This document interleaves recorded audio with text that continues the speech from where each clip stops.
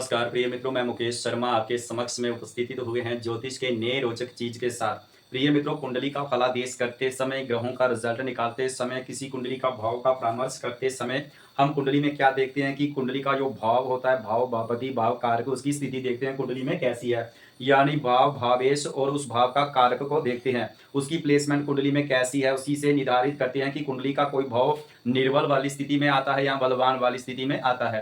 प्रिय मित्रों, कुछ कुंडली में ऐसे दुर्योग बने रहते हैं जिससे देखने से पता चलता है कि हमारे जीवन में जब उन ग्रहों की दशा अंतर्दशा चलती है तो जीवन में संघर्ष ज्यादा होता है। कई व्यक्ति के जीवन में देखा होगा, थोड़ा काम करते हैं, धन अधिक कमा लेते हैं।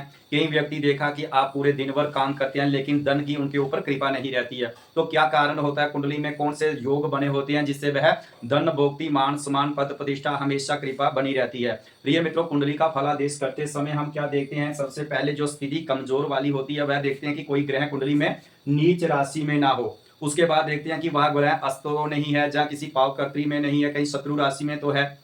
ये सब चीजें हम कुंडली में देखते हैं। तो की बात है कि कोई ग्रह अगर नीच राशि में है, जब उस भाव के भावस्थ ग्रह की दशा चली या उस भाव के स्वामी की दशा चली तो व्यक्ति को धन की तो क्या कारण होता है ऐसा कुंडली में। प्रिय मित्रों, नीच का ग्रह जिस भाव में बैठता है उस भाव को कमजोर कर देता है। वह ग्रह जिन भावों का स्वामी होता है उन भावों को भी कमजोर कर देता है, लेकिन वह नीच का ग्रह ऐसे मान के चलिए कि उनके जीवन में धन भोक्ति के लिए वह अच्छा रहा।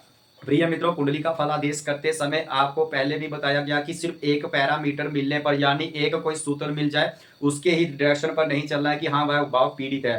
प्रिय मित्रों, कुंडली का फलादेश करते समय आपने क्या देखना है कि वह कुंडली में कहीं जो नीच का ग्रह बैठा हुआ है, कहीं नीच भंग राजयोग तो कुंडली में तो नहीं बना के बैठा है। प्रिय मित्रों, कुंडली में सबसे अधिक धन देने के लिए जो नीच भंग राजयोग कुंडली में बना होता है वह मान सम्मान धन की भोक्ति के लिए अच्छा होता है। अचानक धन आने की ऐसी संभावना उस योग पर बनी रहती है। प्रिय मित्रों, ऐसे मान के चलिए कुंडली में कहीं सप्तम भाव में, जैसे नवम भाव में कहीं सूर्य का प्लेसमेंट हो तो सूर्य क्या होता है, अपनी नीच वाली राशि पर आ जाता है। तो व्यक्ति देखने को कहेगा कि इसका भाग्य कमजोर होगा और हमेशा किसी न किसी प्रकार की उनकी समस्या जीवन में रहेगी। ये पिता का कारक होता है, तो हो सकता है पिता के साथ कुछ ऐसे लड़ाई झगड़े का भी कारण बन सकता है। लेकिन प्रिय मित्रों, उनके जीवन में ऐसा निर्धारित नहीं हुआ। वह ऐसी जब सूर्य की दशा चली तो धन भोक्ति के लिए उनके लिए अच्छा हो गया, अच्छे साधु संतों से जोड़ रहा और तीर्थ यात्राओं की उनके ऊपर कृपा बनी रही। तो कुंडली में ये क्या चीज होती है प्रिय मित्रों, जब कोई ग्रह नीच भंग योग में आ जाता है वह कुंडली में एक अच्छा बेहतरीन योग माना जाता है। तो कैसे देखते हैं प्रिय मित्रों, कौन कौन से सूत्रों का प्रयोग किया जाता है, तो उससे निर्धारित होगा कि हमारा भाव निर्बल वाली स्थिति नहीं में है, बलवान वाली स्थिति में है। तो प्रिय मित्रों, सबसे पहले हम क्या चीज देखते हैं कि कोई भाव का स्वामी, ये भाव का स्वामी साथ हो या वह देखता हो तो वह नीच भंग राजयोग कुंडली में बना देता है। कौन सा सूत्र का अप्लाई करना है आपने, कुछ सिद्धांत है कि जो भाव का स्वामी होता है, भाव का स्वामी वह साथ में हो, साथ में हो या देखता हो तो कुंडली में ये क्या हो जाता है, नीच भंग राजयोग बना देता है। देखता हो तो यह नीच भंग राजयोग कुंडली में बना देता है। अगर कोई कुंडली में जहां जैसे मान लीजिए सूर्य नीच का बैठा हुआ है, क्या लिखा है कि भाव का स्वामी अगर 7 में हो, यहीं पर अगर 7 नंबर की गिनती लिखी है तो 7 नंबर की गिनती का स्वामी कौन होता है, शुक्र महाराज होता है। अगर कुंडली में शुक्र इनके साथ में बैठ जाए, जब कुंडली में शुक्र महाराज इस भाव पर दृष्टि डालेंगे तो यह नीच भंग राजयोग बन जाएगा। धन भोक्ति मान सम्मान के लिए प्रिय मित्रों अच्छा हो जाता है। इसको देखेंगे। उसके बाद आपने क्या देखना है, नवांश कुंडली को देखना है। नवांश कुंडली में कहां पर स्थित है, यानी वह किस स्थिति में है, उस चीज को देखना है आपने कुंडली में।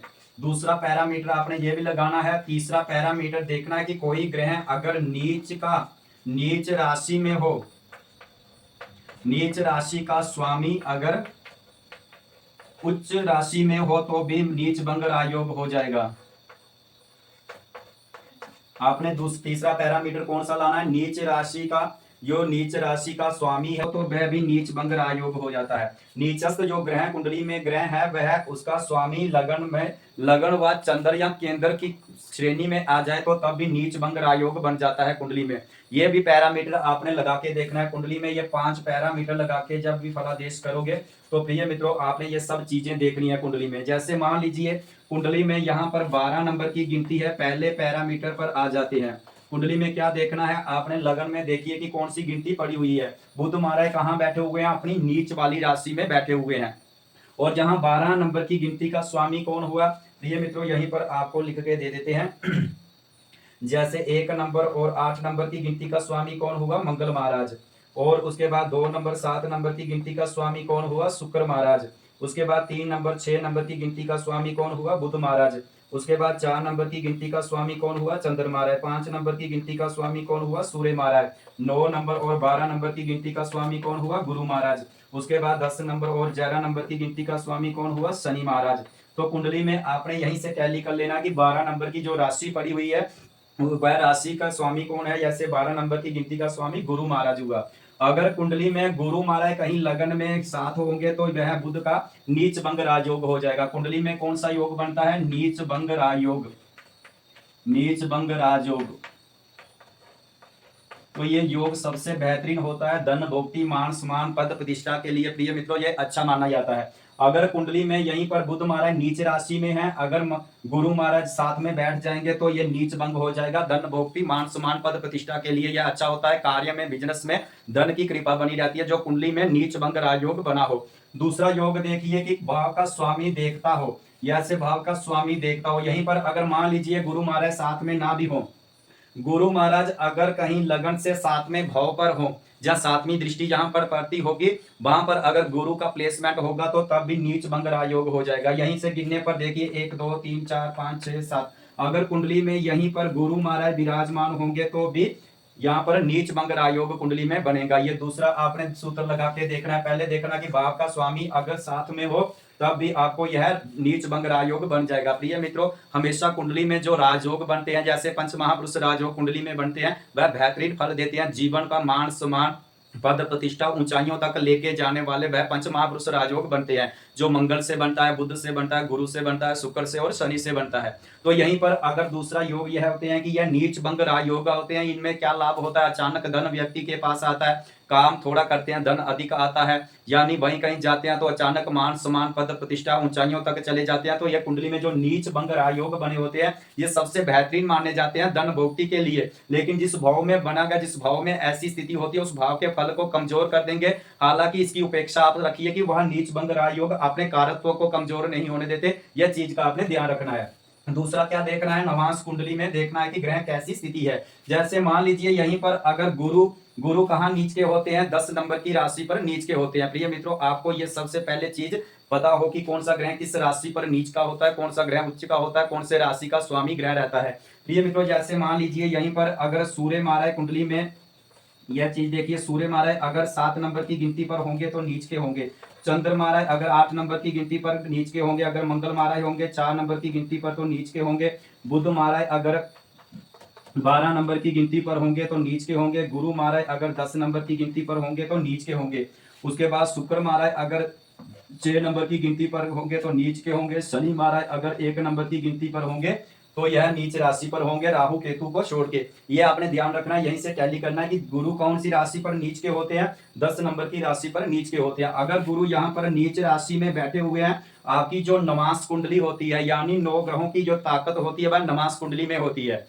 अगर कुंडली में, नवांश कुंडली में गुरु महाराज का प्लेसमेंट हो उच्च वाली राशि में, उच्च वाली राशियां कौन कौन सी होती हैं प्रिय मित्रों, यहीं से टैली कर लेना आप। अगर गुरु महाराज को ले लेते हैं, अगर 4 नंबर की गिनती पर होंगे तो उच्च राशि पर होंगे।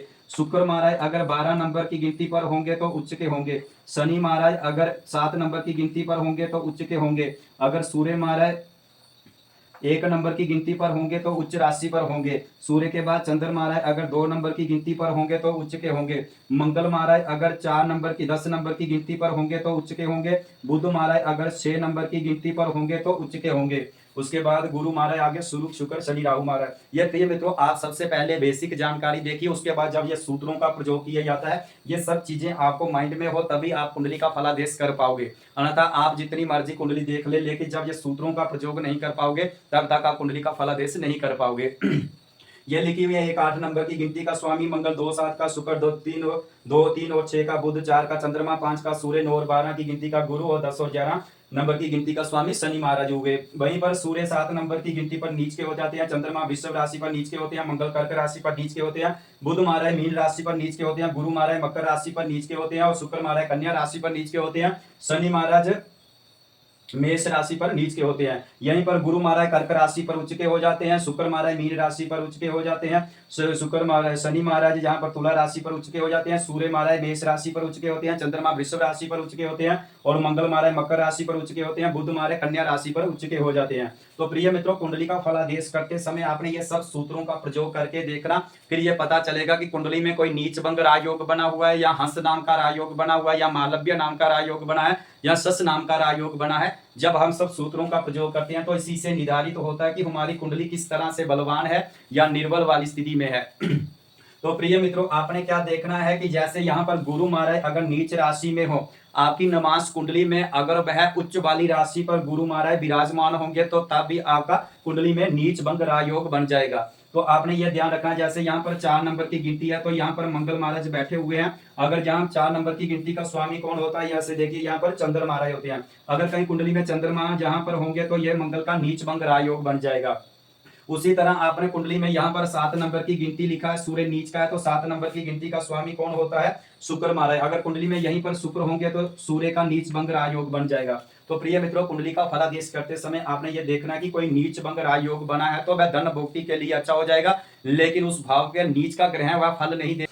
दूसरा देखना है, कोई नीच राशि का स्वामी अगर उच्च वाली राशि में हो, तो ये सूत्र भी अप्लाई करके आपने कुंडली का फलादेश करते समय देखना है। कोई नीच राशि का स्वामी अगर उच्च वाली राशि में हो, यहीं पर मान लीजिए अगर कोई ग्रह यहाँ पर बैठा हुआ है, 12 नंबर की गिनती का स्वामी कौन है, गुरु महाराज। अगर कुंडली में गुरु महाराज उच्च कहाँ होते हैं, कर्क राशि पर। अगर कुंडली के कहीं किसी भी भाव में अगर वह गुरु महाराज 4 नंबर की गिनती पर हो तो वह भी नीच भंग राजयोग कुंडली में बन जाएगा। यानी जिस भाव में ग्रह नीच का हुआ है उस राशि का स्वामी अगर उच्च वाली राशि पर होगा तो तब भी नीच भंग राजयोग हो जाएगा। यह सूत्र भी आपको लगा के देखना है। उसके बाद क्या देखना कि दो ग्रह परस्पर आमने सामने नीच के हों। जैसे मान लीजिए यहीं पर गुरु महाराज हैं 10 नंबर की गिनती पर, कौन है, गुरु महाराज अपनी नीच वाली राशि पर। गुरु महाराज कौन सी राशि पर नीच के हो जाते हैं, ये गुरु महाराज 10 नंबर की नीच राशि पर हो जाते हैं। ये ऐसा मान के चलिए नीच वाला है और ये उच्च वाले ग्रह हैं और ये स्वग्रही ग्रह हैं, स्वग्रही ग्रह हैं। तो यहाँ पर देखिए ये गुरु महाराज क्या है, 10 नंबर की गिनती पर नीच के हैं। अगर गुरु महाराज इस भाव के स्वामी, जैसे यहाँ पर बुध महाराज नीच के हैं, तो हमने क्या देखना है, क्या लिखा है, यहाँ दो ग्रह परस्पर आमने सामने नीच के हों।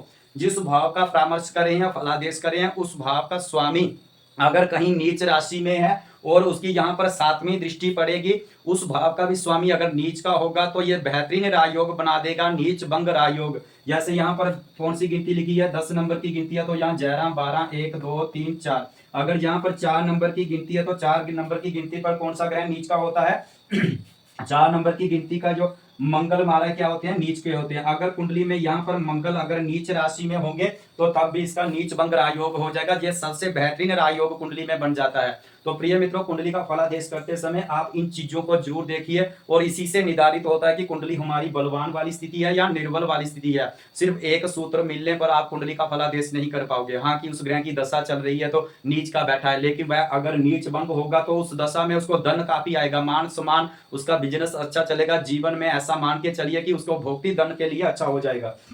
उसके बाद आपने क्या देखा कि दो ग्रहों की परस्पर आमने सामने नीच का हो तो वह भी नीच भंग राजयोग कुंडली में बना देगा। उसके बाद यह देखना है कि नीचस्थ ग्रह राशि स्वामी लगन व चंद्र से केंद्र में हो तो तब भी नीच भंग राजयोग होता है। ये थोड़ा कठिन है, इसको ध्यान से देखिए। जैसे मान लीजिए कुंडली में गुरु महाराज बैठे हुए हैं, जैसे यहाँ की 12 नंबर की गिनती है तो 12 नंबर की गिनती का स्वामी कौन हुआ, गुरु महाराज हुआ। गुरु कुंडली में अगर 1 नंबर लगन में हो, चतुर्थ भाव में हो, सप्तम भाव में हो या 10वें भाव में हो, यानी क्या बोला है, क्या कोई सूत्र का प्रयोग करना है कि नीचस्थ ग्रह राशि स्वामी लगन व चंद्र से केंद्र में हो तो तब भी नीच भंग राजयोग बन जाता है।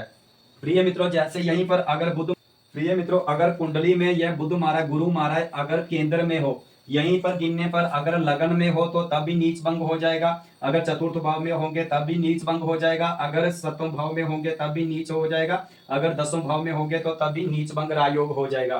दूसरा आपने देखना है कि कुंडली में चंद्रमा किस भाव में बैठा हुआ है, उस चंद्रमा से गिनने पर जो चतुर्थ भाव आएगा, सप्तम भाव आएगा, 10वां भाव आएगा और जहां बैठा होगा उसके केंद्र में आएगा तो तब भी नीच भंग राजयोग हो जाएगा। जैसे यहीं पर चंद्रमा मान लीजिए आप द्वितीय भाव पर बैठे हुए हैं तो यहाँ पर अगर चंद्रमा होंगे गुरु महाराज होंगे तो तब भी आपका नीच भंग हो जाएगा। जैसे यहाँ का ग्रह नीच का है और नीच का जो ग्रह जिस राशि पर नीच का होगा उसका स्वामी कौन है, 12 नंबर की गिनती का गुरु महाराज। अगर कुंडली में गुरु महाराज जहां पर चंद्र बैठे होंगे आपकी कुंडली में, उसके गिनने पर जहां जहां चंद्रमा होगा उस भाव में होगा, जहां चंद्रमा के गिनने पर चतुर्थ भाव आएगा उस भाव पर गुरु होगा, जहां चंद्रमा से गिनने पर जो सप्तम भाव आएगा उस भाव में गुरु होगा, जहां चंद्रमा से गिनने पर जो 10वां भाव आएगा वहां गुरु होगा, तो तब भी आपका नीच भंग राजयोग बन जाएगा। ये दोनों में देखना है कि केंद्र में भी आए और चंद्रमा से गिनने पर भी अगर केंद्र में आए तो नीच भंग राजयोग होगा। जैसे यहाँ पर गिनने पर चतुर्थ भाव कौन सा हुआ, ये हुआ। यहाँ 1 2 3 4 ये चतुर्थ भाव होगा। अगर यहाँ पर गुरु होगा 4 5 6 7, अगर यहाँ पर होगा 8 9 10 11, अगर जहां पर होगा तो वह भी आपका नीच भंग राजयोग बना देगा। तो प्रिय मित्रों, कुंडली का फलादेश करते समय आप इस चीज को देखिए कि कोई नीच का ग्रह बैठा है तो उसको नीच मत मानिए, उससे ये देखिए सब सूत्रों का अप्लाई करके देखिए।